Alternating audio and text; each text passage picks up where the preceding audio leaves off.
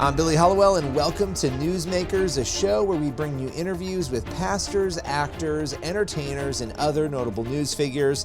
On today's show, we're going to be getting into some fascinating topics, but before we do, if you are not subscribing to Newsmakers, make sure you head on over to wherever you listen to podcasts and subscribe right now. Give us a rating. We love 5-star reviews. This is a show where you're going to dive deep into important issues with amazing people. With no further ado, here is today's show. On today's Newsmakers, we welcome Bevelyn Williams. She was one of the 23 pro-lifers who President Donald Trump pardoned. An incredibly fascinating story. Bevelyn joins us to talk about what landed her in prison, why she believes she was there, what she learned along the way, and what her plans are moving forward. With no further ado, here is Bevelyn. Bevelyn, you were recently pardoned by President Donald Trump. How did you first hear that that was going to be happening? Well, there was word or buzz about it on Twitter. At some point, Charlie Kirk had retweeted that I would be one of the people pardoned. My name was like first on the list or up there. And my husband was talking about it. And so we just didn't know what day, but I knew Trump wasn't going to let me sit in that prison. If he won, he was going to get me out. I knew that. What was going through your mind and your heart once you realized, okay, this is happening, this is going to be real, I'm going to get out? I mean, 41 months is a long time. What was going through your mind? Oh my God. I was praising God. I was in the middle of my cell block, screaming, praying in the spirit, and praising God. Because once again, he delivered. Once again, and it's crazy because the week before that, or I think 2 weeks before that, God was talking to me about Shadrach, Meshach, and Abednego, and also Daniel. And he was like, when I told you no weapon formed against you shall prosper, Daniel did go in there then. Shadrach, Meshach, and Abednego, they were thrown in that furnace. But what was scheduled to happen to them did not come to pass. And he was basically weighing it on me like, listen, it's not going to happen. You getting out and seeing your daughter at 5 years old and missing most of her younger years, it's not going to happen. How long did you end up serving based on when you were convicted and went to prison? How many months was that? 3 months and some change, I think. 3 months and 8 days.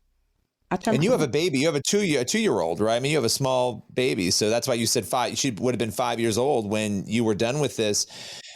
Okay, let's talk about what led to all of this. For those who don't know the backstory, what was it that led to the charges, that led to the FACE Act claims, that led to you being imprisoned?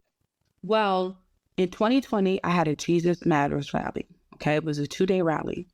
At this rally, police were present. Some woman claimed that I had slammed her hand in the door and that I had blocked the door, which both was not true. The police were present. I never got arrested. I never got a citation.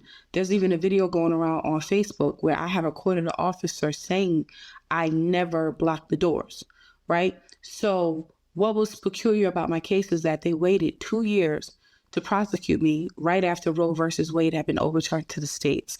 And Letitia James had actually sued me for that rally and got an injunction on me, which kept me from being within 30 feet of the Planned Parenthood in New York, or I would be charged $5,000. So what they did was they sued me federally in a federally civil case. And then right after that, they charged me criminally in the case. So they had claimed, but in this lawsuit, they never claimed that I harmed anybody or any hand. That wasn't in the lawsuit. By the time it became federal, now it was like, oh, well, she hurt someone. But what they don't realize is that the woman who claimed that I slammed her hand in the door did not go to an urgent care until 5 days later, and they still found me guilty. So do you feel, when you look at this situation, that Roe v. Wade being overturned was a catalyst in your case being sort of ramped up against you? Absolutely. That and also Biden being in office. Roe versus Wade being overturned, and also with Biden having the full power and influence of our federal government, it gave everybody the green light to kind of hem us up. What people have to understand about when you're charged with a crime, that judge, whatever judge you get, if that judge is biased against you, it can play a humongous role in how you win your case. Judges have the power to deny certain admittance of evidence. Judges have the power to hinder any arguments. We were denied our ability to argue freedom of speech in the First Amendment. We were denied certain evidence to display, like the officer saying that I never blocked because the prosecutors called it hearsay. So by time we had went to trial, the judge had already edited what would be presented to the jury. And a lot of it worked in the prosecutor's favor. You know, what went through your mind? You spent over 3 months, in prison. Did you have anger? I mean, were there parts of you that said you would have done something differently, or did you really feel like this was not fair? It was handled improperly. I mean, how did you deal with all the complex emotions that come along with something like this? Well, the thing is, I'm a Christian. I'm never gonna sit and be a bitter individual when I know that prosecution comes with a package. I knew that when I signed up. I knew that when I carried my cross. He said count the cost, and he meant it. Not for people who are just, if you're a mediocre Christian, you won't handle it. But if you really are serving God, it's going to happen. I really was persecuted for my faith. So really, I was not ashamed of why I was there. I never in my mind thought, man, I shouldn't have did it. And if anything, the prayer constantly while I was in prison was for peace, for shalom. It's traumatizing to be in that prison. I woke up in shock.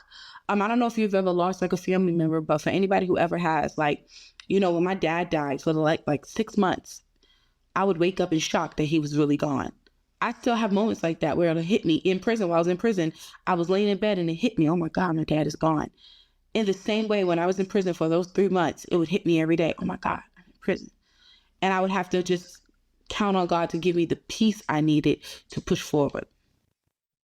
Where do you go from here in terms of advocacy for the unborn? Obviously, you have been freed and this has been a huge week for you. What happens next? Are you going to be doing more work in this area? I'm just curious to sort of hear your future plans.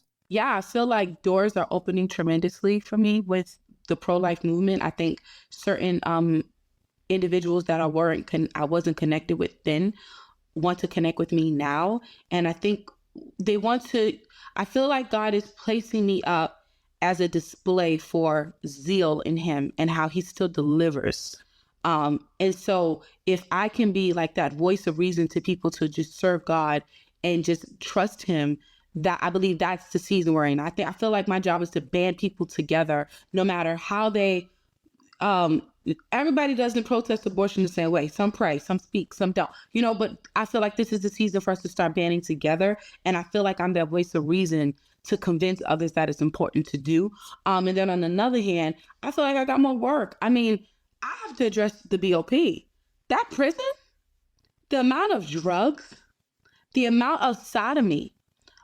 We have to find a way to have our people in prison, but we don't need to promote sodomy. Trump has already signed an order. There were 3 biological men in that prison while I was there. One of them had ended up getting a girl pregnant. They had to do pregnancy tests on the entire unit. Wait a minute. So okay. There were 3 biological men, and I know that this happens. This is a huge issue, and I know that the order has been signed now. But in your prison, how did that make you feel as a woman? I mean, obviously, as a Christian, but as a woman, what was that like for you? Oh my God, grown biological men, nothing snipped. I felt so disgusted and so vulnerable. I'm in a female prison, but I'm still vulnerable. And it doesn't even add the fact that the women are dealing with relationships with each other. I was pursued my first day there. And I had to tell the girl, listen, ma'am, I'm a Christian. Now, I'm not violent, but I will fight for my purity. Come on. I shouldn't have to be put in that position. The prison I was in, they did not write you up if you were affectionate with another female holding hands. They encouraged it. You had women that were in relationships living in cells together, and they were known as couples. This type of stuff should be discouraged. But then on top of that, in federal prison, you don't have conjugal visits. You know, if I have a husband, God forbid I had to do my whole 3 years, it would have been a lot easier on me to at least family helps you reconcile and get back into society. Even if you're a drug dealer or a murderer or whatever, you know, some of them may go in unmarried, but may come out married with a family. And they may have bigger things to focus on than just selling drugs. So there's a lot of rehabilitation that has not been happening that has to happen. On top of that, illegal immigrants there that have been taking all the programs, you're on a waiting list. You don't experience programs because all the illegal immigrants are there getting them. So the reform on that alone is another plate of work that I have to work on, aside from being a voice for life. So you came out with another mission field. You came out with a whole other mission Oh, no. field. I'm just waiting on Pam to call me. Pam, just call me and let me know what you need. I will tell you. And on top of that, I have so many family members who've been in prison. So many people I know that are wanting to whistleblow without being vulnerable to the officers telling on them and vice versa to get this thing fixed. This has to be fixed. So, I've got to ask you, we've got a couple minutes here before we go. Your story of why you're passionate about the unborn, of why you're a Christian, you have a really interesting backstory. And I know I actually want to have you back and tell the full backstory, but talk about where that passion came from and where that love for the Lord came from, because it wasn't always that way for you, was it? Right. You know, I didn't know this. I didn't realize this until I was actually in prison. And I was just thinking one day, when I had got my first 3 abortions, right? My first abortion, and this is crazy because I said this to the judge before sentencing. I said, you guys paint this yellow brick road for women to do what they want. It's their body, their choice. And you lay out all of these choices, but yet you don't take responsibility for the broken heart that comes after that choice. These same girls that you sentenced to federal prison are the same ones you told, it's your body, your choice, go and kill your baby. And you guys don't count the cost of the emotional pain that comes from having an abortion. I am a witness. When I was a little girl, I loved children. I've always been that way. Loved baby dolls, loved babies. It's just something that was a part of me, okay? By the time I had my first abortion, I started to see children as a burden. I started to see children as a hindrance. By my third abortion, I was never mean to children, but I kind of was like, oh, like, I don't want to be that girl just walking around with a baby. Like, I used to look down on the moms, like, they look at them, they're getting fat and their boobs are sagging because they have babies. I was very judgmental of them. When I got saved and I gave my life to Christ, I never had an issue repenting of my abortions because I always knew they were wrong. I never was so radical that I would sit and say, hey, abortion is healthcare. Let's make legislator for it. I never was that crazy, right? Because the word of God is really written on our hearts. We should know better. So once I repented of that and the Lord started to renew my mind and heal me of this hard heart, I had gained a hard heart for my abortions. Now I'm sitting here looking, I'm in prison and I'm reading a Bible comic book and I'm looking at the babies slain in the comic book, and I can't even look at a cartoon of a baby slain. I have such a love for children. I am so head over heels for kids, and it's just it was a passion that I didn't realize that Satan was trying to take from me, but God had ignited it in me for such a time as this. For the babies. These kids, when I stood out there, those kids were not just those women's kids. Those were God's kids. Those were my kids. Those were our future. And I still feel that way about them children, you know? So if anything, God just reminded me and refreshed my heart on the zeal that he placed in me and that Satan tried to take from me regarding life. And as so many other women who were in the same position as me. Yeah, it's incredibly powerful to hear you say that. Final question for you. The video of you leaving prison, running up to your husband, your baby, that video has gone viral. And it's just, for you, obviously such a happy moment. What's your reaction to all of the reactions that are coming in from that video, all the people who have responded to it? It's like so emotionally overwhelming because I'm just like, first of all, some of my hardest friends, like Enrique, who just got released, J6, who just got pardoned, he was like, Bev, I have not cried in so long. When I saw that video, I cried. When I look at that video now, I tear up because I'm like, wow, like I'm back with my baby. Like a part of me was gone. And so to just watch the fullness of me be reconnected, like my husband is my half, we're one, and my daughter is the reflection of us. I was never really my full Bevelyn while I'm in that prison separated from them. So like to watch myself come back together that day, it's like, I'm still trying to take it in, you know? Yeah.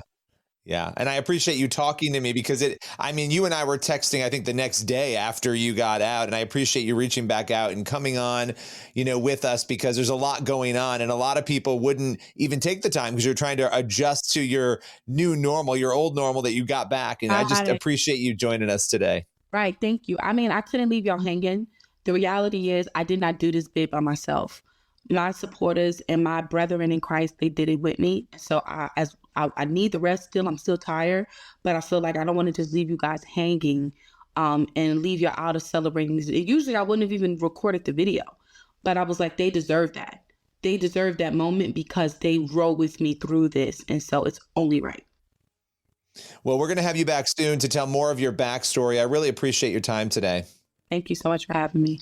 That's all for today's Newsmakers. I'm Billy Hollowell. Make sure you head on over and rate this show on your favorite podcast platform. Let your friends and family know to listen as well. We have new episodes Monday through Friday on your favorite podcast platforms. You can also watch the Newsmakers TV show on the CBN News channel. That show airs once a week with 3 incredible interviews with newsmakers. Be sure to head on over and watch that, and also head over for more interviews to the CBN News YouTube channel and cbnnews.com. I'll see you again very soon for another Newsmakers.